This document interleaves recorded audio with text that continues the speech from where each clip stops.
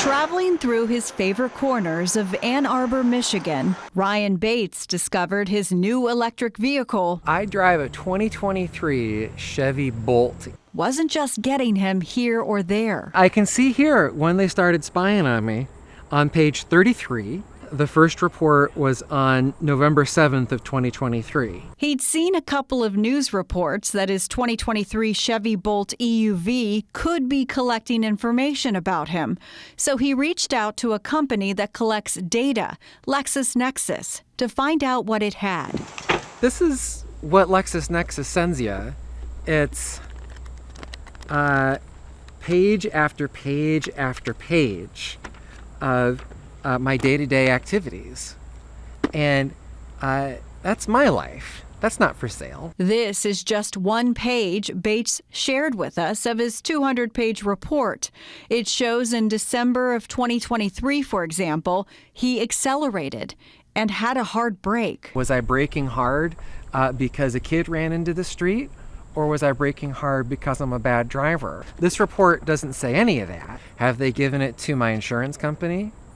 I don't know. There's no way to know. Bates says he had no idea his car was collecting this information until he read the LexisNexis report. He found out the tracking started the day he bought the car, when he received a free OnStar subscription from Chevy's parent company, General Motors. That's an in-vehicle safety, security, and navigational system. Who owns who, right? Do I own the car, or does the car own me? When the car is selling this much information to a data broker, it's like I'm the product. He's not the only consumer signaling a problem. The Texas Attorney General is now suing General Motors and OnStar, saying the companies have unlawfully collected, used, and sold the driving data of more than 1.8 million Texans. And there are multiple class action lawsuits filed. One started in Michigan and was transferred to Georgia. There's another in Florida. All of these lawsuits claim insurance premiums for consumers shot up after erroneous and negative driving information was illegally supplied to insurance carriers. So far, GM and OnStar have denied all the claims, and GM announced in April of 2024 it severed ties with LexisNexis. Newer cars are now smartphones on wheels. There are sensors, cameras, and GPS collecting data. It's called telematics, and it's essentially the way your vehicle now communicates with the outside world, allowing your vehicle to store and transmit data in real time. When you talk about it from a privacy perspective, telematics are a scary thing for consumers in many respects. But when you talk about it from a safety perspective, it's critical. Michael Brooks is the executive director for the Center for Auto Safety.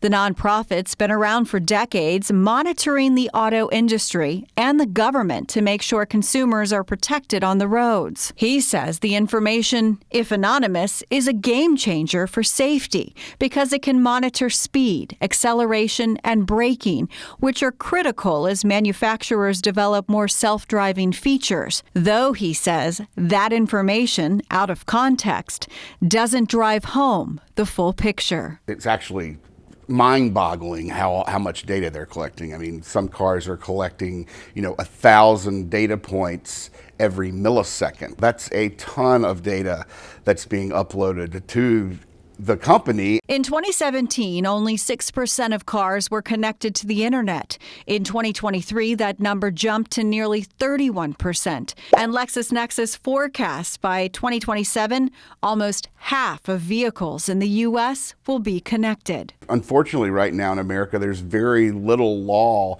around who controls that data. The consumers don't have a lot of rights in law that says this is your data and you can control it. Senator Jeff Merkley from Oregon just filed the Car Privacy Rights Act for 2024. He wants to ban car manufacturers from sharing or selling any data collected from a vehicle. and require all car manufacturers to allow consumers to easily opt out of data collection. As Ryan Bates navigates the findings of his own report and where his information may have gone, he's urging Congress not to hit the brakes on stronger consumer protection laws. The solution here isn't buy a different car. The solution is we need laws to stop this. We need stronger consumer protections so that people who go out and buy a car don't have to worry that it's going to spy on them.